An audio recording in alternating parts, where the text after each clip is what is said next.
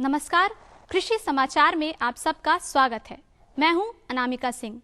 आइए सबसे पहले नजर डालते हैं आज के मुख्य समाचार पर। बुआई से पहले गेहूं के बीजों का करें उपचार एवं कीटों से बचाव। खरपतवार वाली भूमि के लिए तवेदार हैरो है बेहतर उपकरण। वैज्ञानिक विधि से आलू की खेती कर आर्थिक विकास की मिसाल बने नालंदा के रामकृष्ण यादव।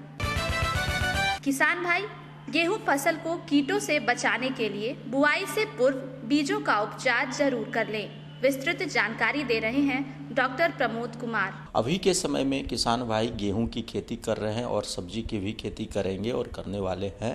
तो ऐसी स्थिति में फसल को कीट व्याधि से बचाने के लिए अति आवश्यक है, क्योंकि किसान भाई के खेतों में अगर कीट व्याधि का प्रकोप फसल पर हो जाता है तो सारी मेहनत, लागत और पैसे के बाद वो परेशान हो जाते हैं और इसके उपचार के लिए वो इधर उधर भटकते हैं।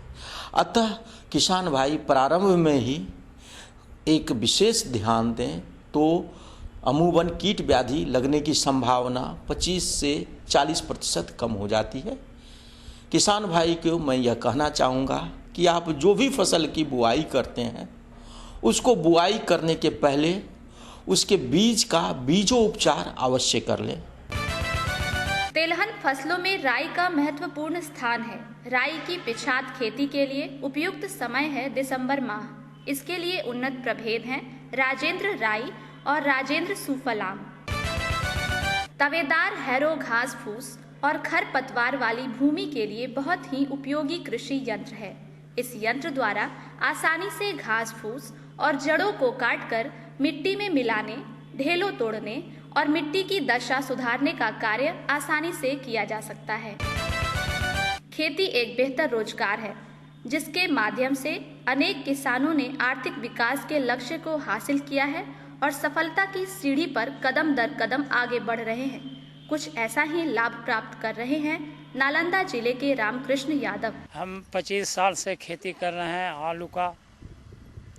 आलू पहले बून देते थे, अब है ये बित्ता से नाप के लगा रहे हैं, उपज अच्छा दे रहा है।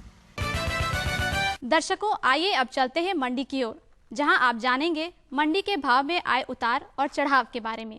रजनीगंधा है, गुलाब है। रजनीगंधा का तो रेट अभी चल रहा है 800 से लेकर 1000 रुपये सैकड़ा, और गुलाब चल रहा है आपको 500 रुपये से लेकर 600 रुपये बंडल, जिसमें 50 पीस आता है।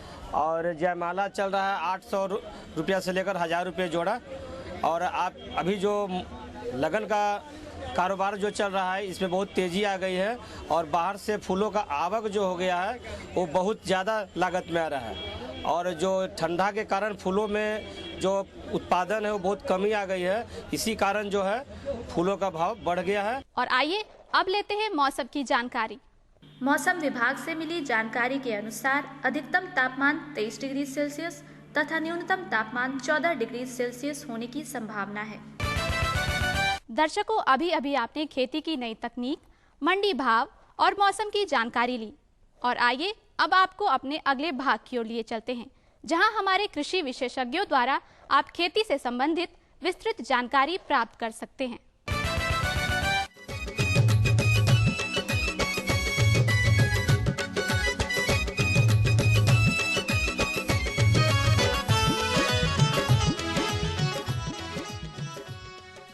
दिनांक 3 दिसंबर 2014 को सोनपुर मेला में दूरदर्शन केंद्र पटना एवं बिहार सरकार के कृषि विभाग के सौजन्य से एक फसल संगोष्ठी का आयोजन किया गया। सोनपुर मेले में आए सभी किसान भाई बहनों को इस विशेष क्रॉप सेमिनार में कृषि विभाग एवं दूरदर्शन केंद्र की तरफ से हम हार्दिक स्वागत एवं अभिनंदन करते हैं। किसान भाइयों, दूरदर्शन केंद्र पटना के अंतर्गत कृषि दर्शन प्रत्येक दिन 5:30 से 6 के बीच में प्रसारित होता है। सोमवार के दिन फोन इन लाइव कार्यक्रम में सीधे तौर पे हमसे जुड़ने के लिए हमारा टोल फ्री नंबर है 1800-3456-171। 5:30 से 6 के दौरान प्रसारित इस कार्यक्रम में इस टोल फ्री नंबर के द्वारा आप हमसे जुड़कर उपस्थित विशेषज्ञ से आप अपनी समस्या की जानकारी ले सकते हैं। इसके अलावा मंगलवार से लेकर शुक्रवार तक विभिन्न विषयों पे विभिन्न विशेषज्ञों के साथ हम लोग वार्ता करते हैं। हम आपके बीच से भी जो प्रगतिशील किसान हैं, जो अपने क्षेत्र में कुछ उत्कृष्ट कार्य किए हैं और उनके उससे कार्य की सराहना हुई है, उसको भी हम कृषि दर्शन के अंतर्गत उन्हें भी हम बुलाकर और उनके अनुभवों को भी अन्य किसानों के हित में हम प्रदर्शित करते हैं। श्री धनंजय पति त्रिपाठी हैं जो संयुक्त कृषि निदेशक योजना है। मैं उनसे अनुरोध करूंगा कि वो आएं और कृषि विभाग द्वारा संचालित कुछ योजनाओं की जानकारी आपको दें। कृषि विभाग द्वारा योजनाएं जो कृषि रोड मैप के तहत हम लोग चला रहे हैं, उसमें मुख्य रूप से हम कृषि यांत्रिकरण, उद्यान विकास की योजना, जैविक खेती प्रोत्साहन योजना, उसके अलावा हमको बीज प्रतिस्थापन दर, साथ ही साथ जो नई टेक्नोलॉजी डेवलप हुई है उसका डिमॉन्स्ट्रेशन हम किसानों के फील्ड पर हम लोग करवा रहे हैं। पिछले साल तक कृषि यांत्रिकरण योजना में जो किसान लाभ प्राप्त करते थे वो अपना आवेदन ऑफलाइन दे करके लाभ प्राप्त कर रहे थे, लेकिन वित्तीय वर्ष 14-15 में राज्य सरकार के निर्देश के आलोक में कृषि यांत्रिकरण योजना में किसान अगर लाभ प्राप्त करना चाहते हैं या अनुदान लेना चाहते हैं तो उनको ऑनलाइन आवेदन करना मैंडेटरी है, तभी वो लाभ उनको प्राप्त हो सकता है। और विभाग ने इस योजना में पहले आओ पहले पाओ के सिद्धांत पर यह लागू किया है।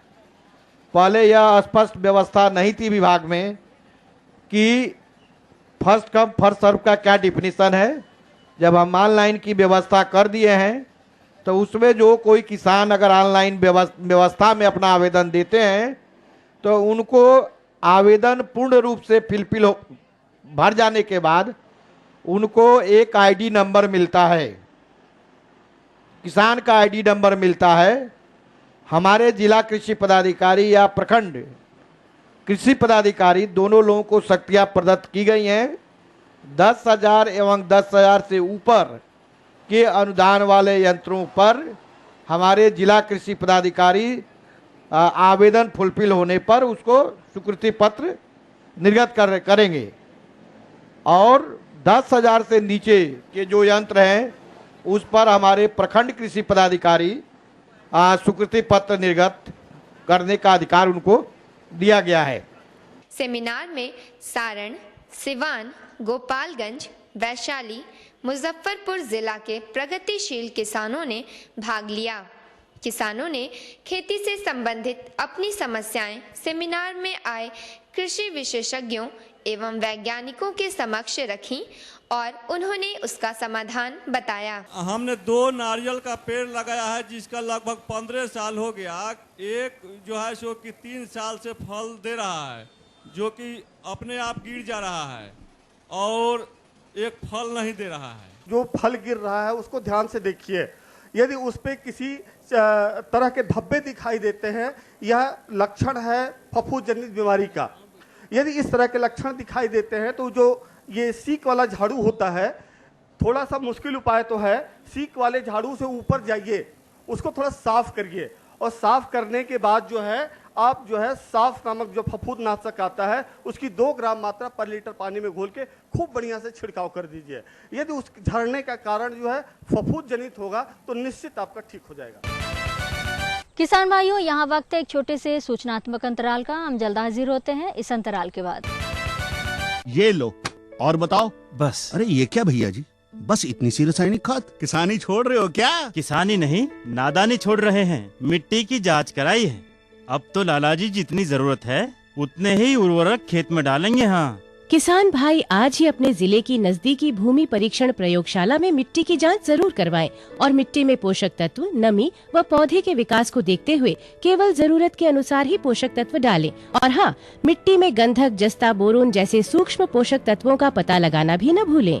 उर्वरक और जैविक खाद के सही उपयोग से भूमि का उपजाऊपन बनाए रखें, उत्पादकता बढ़ाएं, खर्चा घटाएं और बहुमूल्य विदेशी मुद्रा बचाने में भी सहयोग दें। और हाँ, धीमी गति से नाइट्रोजन उपलब्ध कराने वाले उर्वरकों जैसे नीम लेपित यूरिया को प्राथमिकता दें और यूरिया का पत्तों पर छिड़काव करें। अरे वाह, तू तो सचमुच समझदार हो गया रे। अधिक जानकारी के लिए संपर्क करें जिला कृषि अधिकारी या किसान कॉल सेंटर।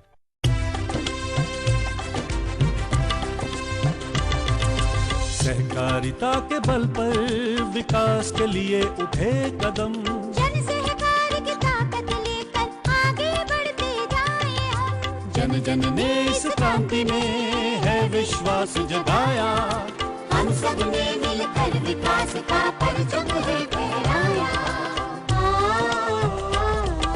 सहकारिता है अपने विकास की पहचान, नए दौर में सहकारिता ही भारत का अभिमान। कृषि मंत्रालय, भारत सरकार द्वारा जनहित में जारी। अंतराल के बाद कृषि दर्शन कार्यक्रम में आपका पुनः स्वागत है। केले की खेती में हम लोग केले की खेती किए हैं, जिसमें हम लोगों को लगभग 25% केला जो है मुरझा जा रहा है पेड़ तैयार होने पर। लगभग अगर 2500 पौधा आपके खेत में मुरझा गया है तो उस खेत में आप केले की खेती ना करें, क्योंकि ये फफूंद जो है मिट्टी जनित है, मिट्टी में रहते हैं। इसलिए उस फफूंद को नाश करने के लिए पहले आप फफूंद को नाश करें। नाश करने का सबसे व्यवहारिक उपाय है कि 50 किलो सड़ी हुई गोबर के खाद में आप 5 किलोग्राम ट्राइकोडर्मा मिलाएं, अच्छी तरह से मिलाएं और आप पूरे खेत में छिड़काव कर दें। तुरंत जुताई करें, पाटा करें। इसके 1 महीने के बाद दूसरी बार इसी तरह से मिश्रण बना करके आप छिड़काव करें और मिट्टी में मिलाएं। ऐसा करने से क्या होगा, यह ट्राइकोडर्मा जो है खेत में काफ़ी संख्या में होंगे। आपके हानिकारक फफूंद जो हैं उससे लड़कर उसे नाश करेंगे और यह बीमारी आगे नहीं होगा। पहले आप अपने मिट्टी का सुधार करें और उसके उपरांत ही केले की खेती करें। सागवान हमने लगाया है 7 साल पहले और कुछ बड़ा हो, इतना मोटा हो रहा है और सूखते जा रहा है। सागवान और शीशम में यह समस्या खास करके गंडक के क्षेत्रों में जमीन की एक फफूंद जो बीमारी पैदा कर रही है, राइजोक्टोनिया नाम की फफूंद है। वो आप देखेंगे कि जमीन की सतह जहाँ से मिट्टी शुरू हो रही है, आप पौधे के जड़ के पास थोड़ा सा मिट्टी को अगर आप हटा के देखेंगे जड़ भाग को, तो काला और भीगा हुआ, सड़ा हुआ नजर आता है। तो इससे बचने के लिए आप सागवान और शीशम दोनों में करेंगे क्या कि बरसात के पहले, बरसात का जब मौसम शुरू हो, मतलब मई के बाद, मई जून में बरसात के पहले एक बार अवश्य आप उपाय करें। क्या उपाय करें? एक फफूंदनाशी आती है कॉपर ऑक्सीक्लोराइड, जो बाजार में अनेकों नाम से मिलती है। जैसे एक डॉक्टर साहब बता रहे थे, ब्लाइटॉक्स या ब्लू कॉपर, और भी बहुत सारी नामों से मिलती हैं। 1 लीटर पानी में 3 ग्राम के हिसाब से उसका घोल तैयार कर लेंगे और एक पेड़ में कम से कम 8 लीटर से 10 लीटर घोल वहाँ जाना चाहिए। तो घोल वहाँ रुकेगा कैसे? तो थोड़ी सी मिट्टी को आप हल्की कर देंगे, जमीन के आसपास की मिट्टी को हल्की करेंगे, बहुत ज़्यादा नहीं। जड़ भाग को अपने कोड़ने के क्रम में उसे नुकसान नहीं पहुंचाएंगे और एक करहा नुमा चारों तरफ से घेरा बना देंगे। और जब आप उसमें डालेंगे तो वो दवा मिली हुई पानी जो है ना घोल, वो आपकी ज़मीन में बैठती जाएगी। 8-10 दिन के बाद बगैर दवा मिलाए 1 बाल्टी पानी हर उस घेरे में सादा पानी आप डाल देंगे, ये बरसात के पहले। और जब बरसात समाप्त हो जाए तो एक बार यही उपाय अगर आप कर देंगे तो आपके पौधे के सूखने की समस्या समाप्त हो जाएगी। किसान भाइयों, यहाँ वक्त है एक छोटे से सूचनात्मक अंतराल का। हम जल्द हाजिर होते हैं इस अंतराल के बाद।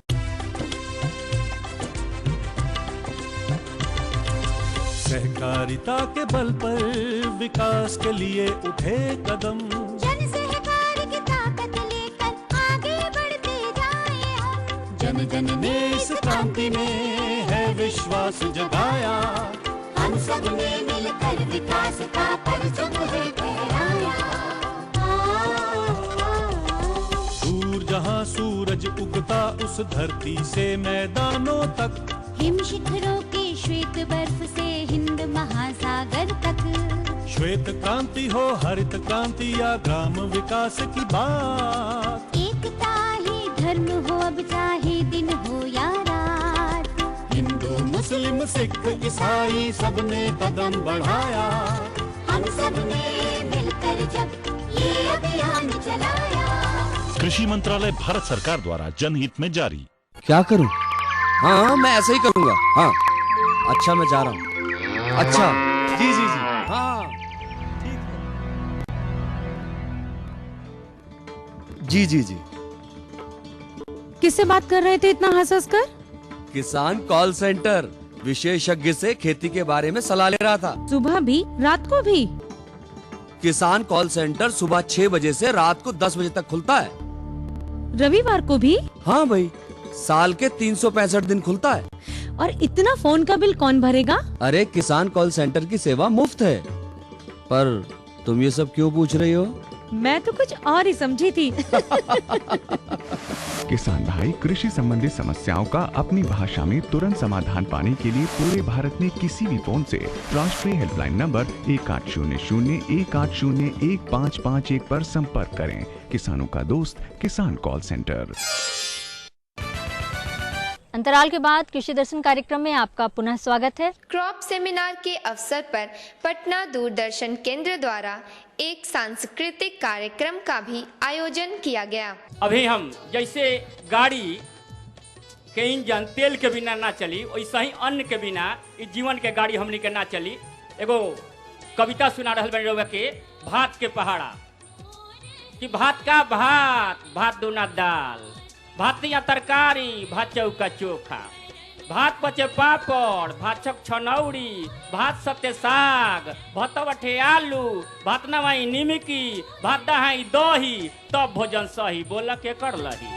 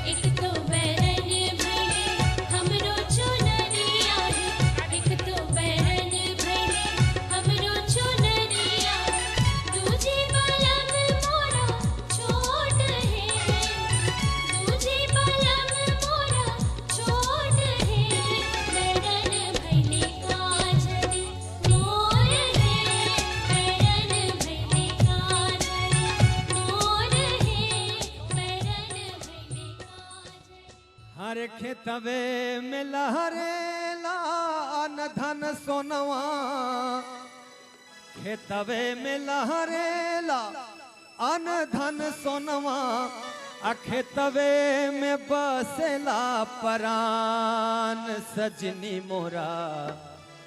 हम हैं देश के किसान सजनी मोरा, हम हैं देश के किसान। खेतवे में लहरेला अन धन सोनवा, खेतवे में लहरेला अन धन सोनवा, खेतवे में बसला परान सजनी मोरा हम हैं देश के किसान सजनी मोरा हम हैं देश के किसान अरे सजनी मोरा हम हैं देश के किसान सजनी मोरा हम हैं देश के किसान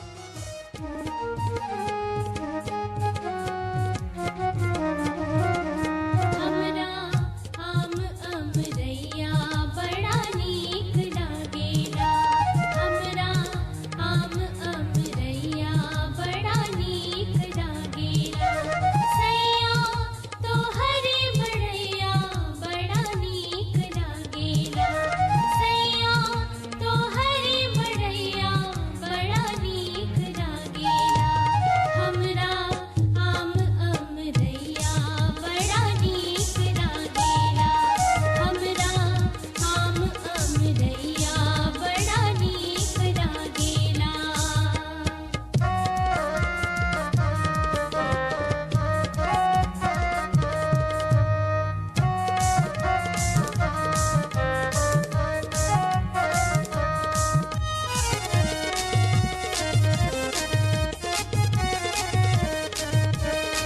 चांद जुड़िया लेके हमरा आगा पीछा डोलेला भोरे भोरे लाल किरनिया गोरे गाल के चूमेला